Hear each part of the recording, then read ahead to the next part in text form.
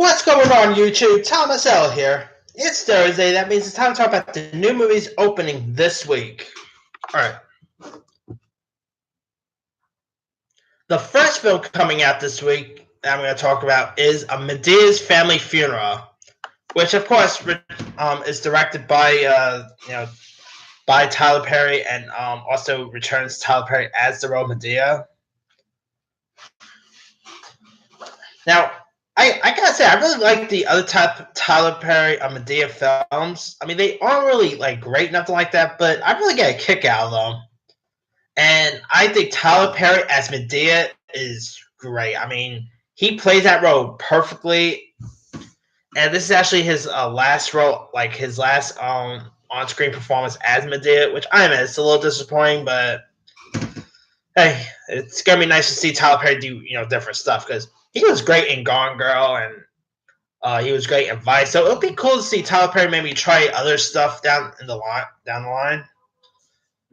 But like I said, we never got around to see an R-rated Medea movie. I mean, I would love to have seen Medea have a foul mouth and curse and all that, but we never had that, so sadly. But I gotta admit, the trailers for the new one, I gotta say, haven't really done much for me. I want to like it because I do like the Medea movies and all, but just the trailers, like there wasn't that much funny stuff. Like there was I had some giggles and all, but most of it, some of the parts in this was kind of cringy, and I can't really get into it. I mean, I'm still gonna check it out because I do like the Medea movies, and I do want to check out Tyler Perry's last portrait of Medea, but hopefully the movie's better than the trailer, but we'll see. Also out this week is a film called Greta, which stars Chloe Moretz and Isabelle Huppert.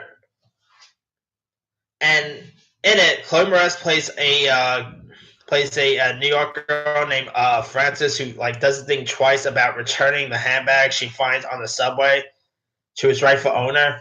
And that owner is Greta, played by Isabelle Huppert, who's a French piano teacher with a love for classical music and a aching loneliness.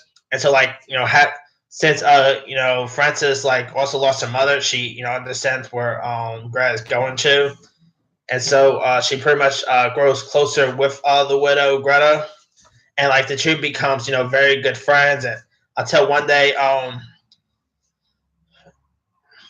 Frances finds other handbags in Greta's apartment, and she feels like Greta has been playing her all this long, and things take a turn for the worse. I mean, I gotta say, Greta looks like an interesting little horror thriller. It has a Hitchcockian feel to it.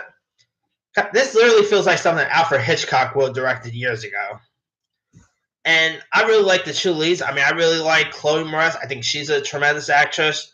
Isabelle is really good. I mean, it's nice to see her do American based films because she's more known for she's a French actress and more known for French films the one that she got an Oscar nominated for, Elle. It's always nice to see international stars, whether it be a French actress or a Mexican actress or a Chinese actress. It's always nice to see them transferring into North America films, and I think Greta could be interesting. And it's directed by Neil Jordan, who directed that movie, The Crying Game. He did a few other stuff here and there in his own part, but he is a really odd director. Here's the film that he's directed.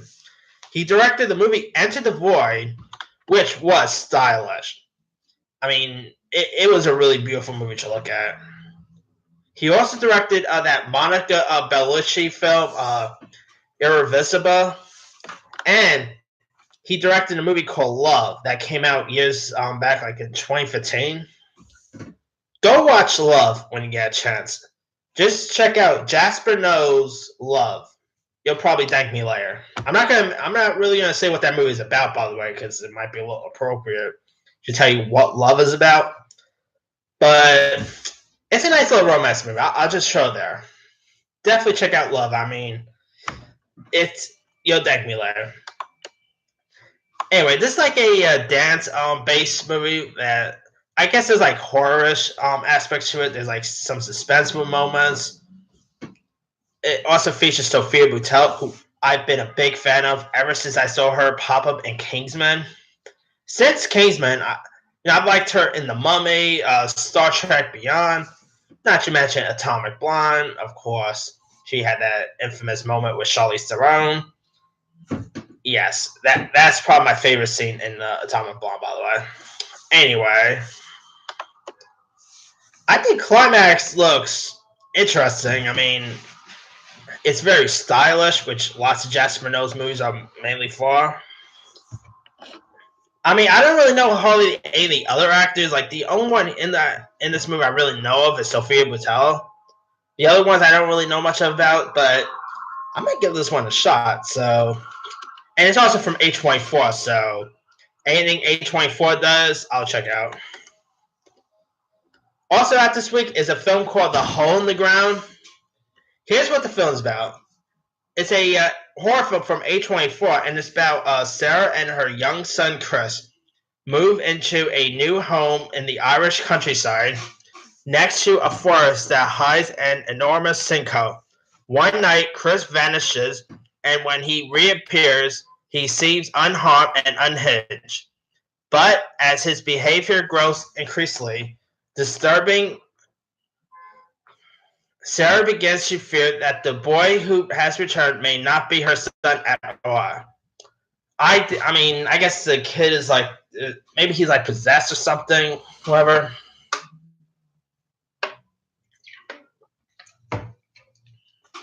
I think this could be an interesting little horror film. Now, I don't really hardly know any of the actors in this. They're mainly people I've never really seen them. I think I've seen that Irish actor James Chalmers in a few stuff before.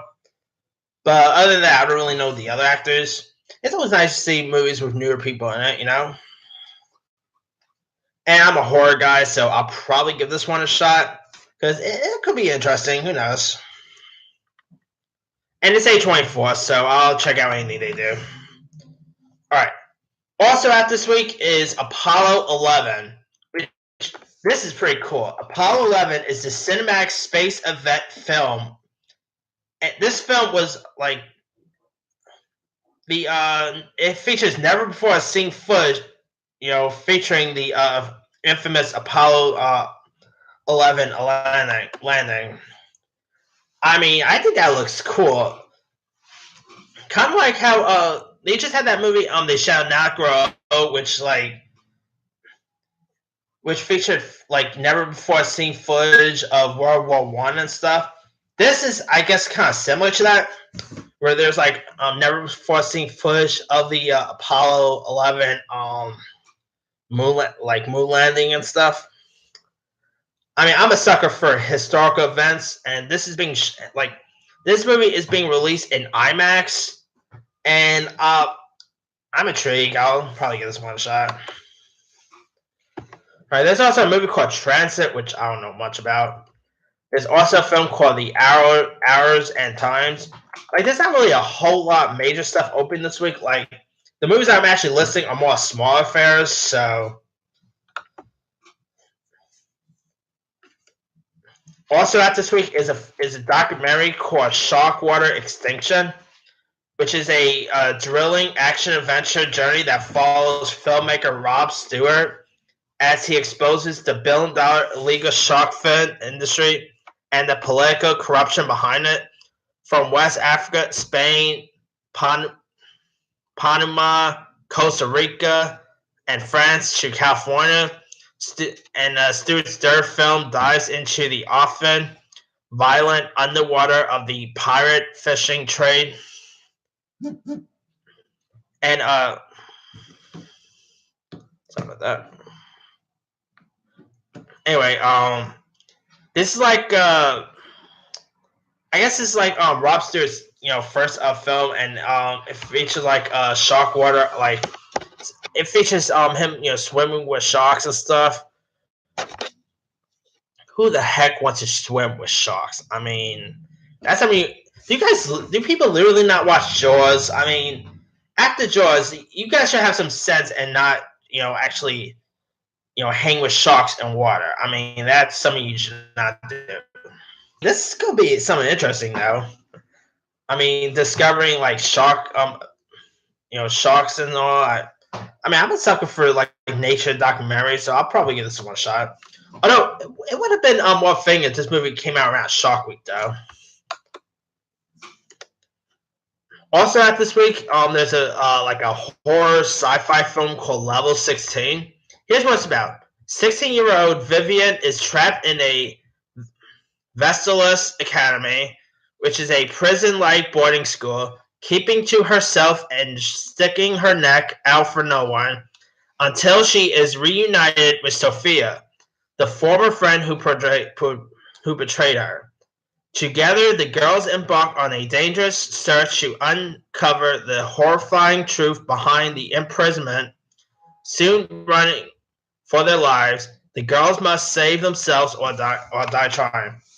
That sounds like an interesting premise. I mean, I saw the trailer for this, and I mean, the trailer didn't do much for me, but the premise sounds good, so hopefully the movie itself will end up being decent. There's also a film called Styx, or STYX. I don't know what that is about. There's a film called Giant Low Ones, which has an interesting cast. It stars Josh Wiggins, Darren Mann, Taylor Hickson, by the way, Taylor Hickson was in Deadpool. She's on that sci-fi show, A Deadly Class. So she's someone you should keep your eye out for. It also features Kyle MacLachlan, Maria Bellows in this. Here's what Giant Low Ones is about. Frank Winter, played by Josh Wiggins, and Ballas Cole, played by Darren Mann, have been best friends since childhood. They are high school royalty and stars of the swim team and popular with girls. They live a perfect teenage life until the night of Frankie's epic 17th birthday, when Frankie and Ballas are involved in an unexpected incident that changes their lives forever. Giant Little Ones is a heartfelt and intimate coming-of-age story about friendship, self-discovery, and the power of love without labels. I think this could. I mean, I'm a sucker for coming-of-age stories, so I'll probably give this one a shot. I mean, Josh Wiggins. I mean, it's a shame that his career hasn't did much since that dog movie he was in, Max. Like, he's been in more like small affairs. He hasn't really had like anything bigger lately. I hope he could get there though, because he's actually a pretty decent actor. Taylor Hickson, I think she's a pretty good young actress. She was like, her part in Deadpool was pretty decent, and I really like her on Deadly Class. Hope she, does something big in the future too, because I think she's someone to keep your eye out for. And hey, Maria Bellows in this, Kyle MacLachlan, so yeah, this could be something interesting. Also, at this week there's a film called Maple Drop, which pretty much stars Matt Smith from Doctor Who fame as Robert Mapplethorpe, who's like a artist. And I mean, this could be interesting. I mean, Matt Smith, he's not Doctor Who no more, so it's gonna be cool seeing him break out into, be a breakout star of feature films now. I mean, he's supposed to be in, I believe, if I'm not mistaken, he's supposed to be in Star Wars Episode 9. Episode 9 coming out. I believe he's also in the new Morpheus movie. So we have a few other stuff coming out down the line as well. So yeah, it's gonna be curious to see where his career is gonna take off. And I'm a sucker for true story events, so I'll probably give this one a shot. Now, I don't really know much about Robert Mapplethorpe, to be honest with you.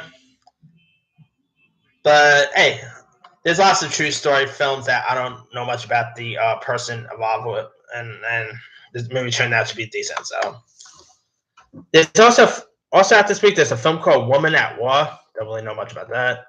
There's a film called We Die Young, which stars Jean-Claude Van Damme. I mean, I like Jean-Claude Van Damme. Man. I kind of wish he did like bigger stuff and all. I mean, he isn't like the greatest actor, nothing like that, but he is one of my favorite action stars. Kind of like how Steven Seagal. I mean, Me, I don't think Steven Seagal is a really good actor, to be honest with you. But to me, I think Steven Seagal is a really good action star. I don't know if that makes sense or not, but same goes with John Claude Van Damme. Although John Claude Van Damme was really good on the short-lived Amazon show, where it starred him as himself. I think it was called John Claude Van Johnson, and he also played himself in like a, I guess, autobiography film called JCVD. He was really good in that. So I mean, it's a shame that he's doing like these weird home to video movies because I love to see John Claude Van Damme in something like. I mean, he's no Stallone. I mean, he's no Bruce Willis. He's no Arnold, nothing like that. But I love to see him in like more bigger stuff.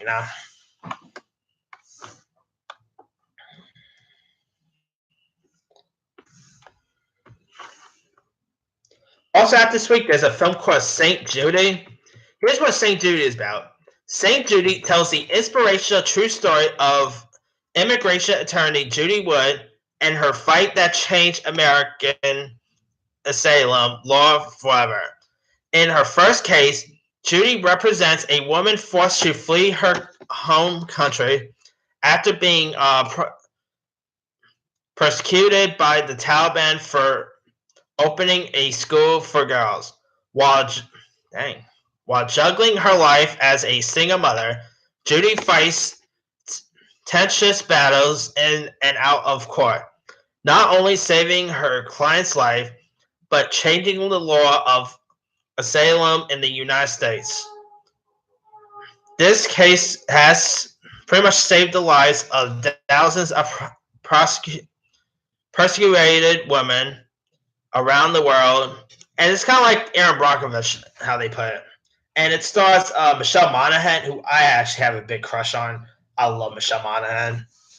And it also features people like Common, Alfred Molina is in this, Amy Garcia. That's a pretty good cast. Let me pull up the cast list.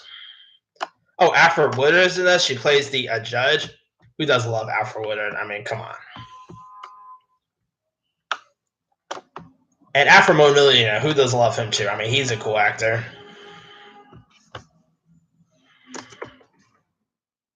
Let's see who else is in this. Oh yeah, Peter Cruz is in this. Liam Lemney looks like it's gonna be her breakout role. Michael Dye Williamson. Dang, been seeing him lots this past couple of. I mean, Williamson, you might remember from Forrest Gump. I mean, this past couple of months, I've been seeing lots of movies with him in it. Like in January, I saw him in that Canal Street. Last week, I saw him in this film called Run the Race. Not to mention, he has a guest spot on Lethal Weapon, and now he's in this. I mean, it's cool. Always cool seeing Williamson on screen. I mean, I think he's a cool actor. So, yeah, it's a pretty good cast. I mean, could be interesting. Like I said, I'm a sucker for true story events. So, and courtroom. I mean, I do like a good courtroom. Well, I mean, not so long. I did my top 10 favorite courtroom drama movies, and it's also pretty interesting courtroom film. So hopefully this could be a good one. All right. Also out this week, there's a film called Fury, which stars Vietnamese actress Veronica Nygo, who, by the way, appeared in Star Wars: The Last Jedi. And in this film, she stars as an ex-gangster who is lying low in the countryside after becoming a mother, but she pretty much can't escape her violent past when her daughter is kidnapped. So I'm guessing this is like a female Taken in a way. Now, I don't really watch lots of Vietnamese films. I mean, lots of them had never really been for me, but I saw the trailer for this, and my God, this looks cool. I mean, I should probably give this one a shot, to be honest. Yeah, looks has some cool action. Looks like it could be pretty violent. I mean, I've only seen Veronica pop up in Bright, Star Wars: The Last Jedi, and that stuff. I kind of hope to see her pop up in more stuff in the future. I mean, I think she could be a pretty big actress in the near future, and I think her in this looks pretty interesting. So I'll probably give this one a shot. If it's not theirs, maybe like online or whatever. Anyway, Also, out this week, there's a film called The Wedding Guest, which is directed by Michael Winterbottom and stars Dev Patel. I like Dev Patel. I mean, he's also in that new movie Hotel Mumbai, which looks interesting. I mean, he's a decent actor, so I'll probably check this one out whenever I get a chance. Like in it, Dev Patel plays a man with a secret who like travels from Britain to Pakistan to attend a wedding, and so like armed with duct tape, a shotgun, and a plan to kidnap the bride to be. Despite his cool, despite everything, the plot quickly spirals out of control. You know, sending Jay and his hostage on the run across the border and through the railway stations, back alleys, black markets of New Delhi. I mean, this looks like it could be pretty interesting. And Dev Patel's, I mean, I believe he scored an Oscar nomination, if I'm not mistaken. I think he got one for Line, if I believe. Of course, he was in Slumdog, which won an Oscar. So, yeah, I mean, this could be something pretty cool and was pretty original. Michael Winterbottom is a cool director, so yeah, let's give that one a shot. There's also a film called Virginia, Minnesota, which stars Arroyo Parno and her dad, Harold, who you might know from Claws and Lost and a few other stuff. Harold is a cool actor, and his daughter's, I think his daughter could be a pretty big actress in the future too, so this could be interesting maybe. There's a film called The Story. I don't know much about that. Some film called Pretty Broken. Don't know anything about that.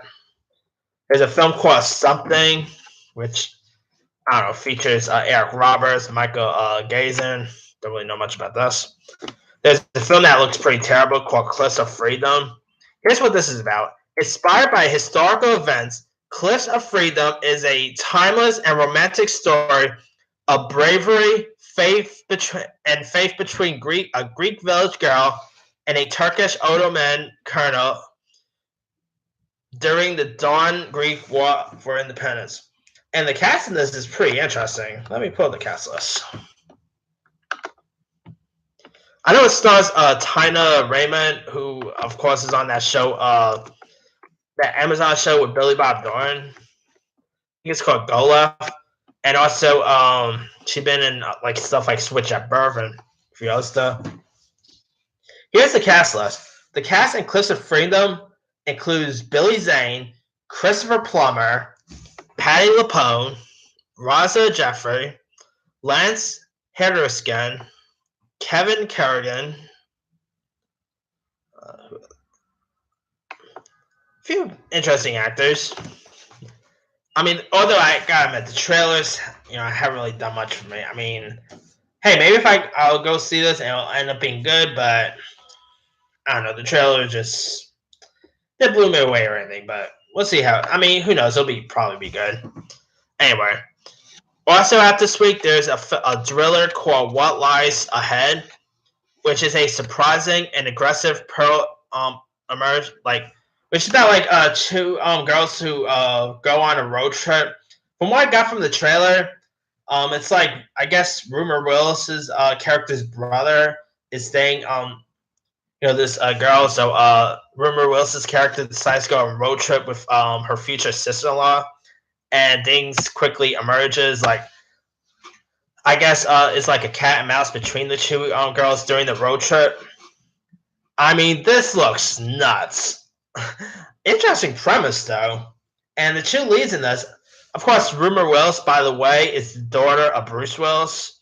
And the one who plays her co-star in this is Emma Dumont, who you might know she's on that show The Gifted, which is the Fox X-Men show. This looks nuts. I mean, I do love me a good cat and mouse games type film, so I gotta check this one out when, like, if it's not in theaters, maybe online or in theaters, like on TV or whatever. I'll probably give this one a shot because the premise sounds good and the trailer actually seemed pretty decent. So I'll probably give that one a shot. All right, that's pretty much all movies that's opening like in theaters. But if you don't feel like going to theaters or whatever, and you want to sit home watch something for Netflix, Coming to Netflix is a movie called The Boy Who Harnessed the Wind, which is based on a book and it's about a boy in the. Hey, buddy, let me just use the sink for a minute.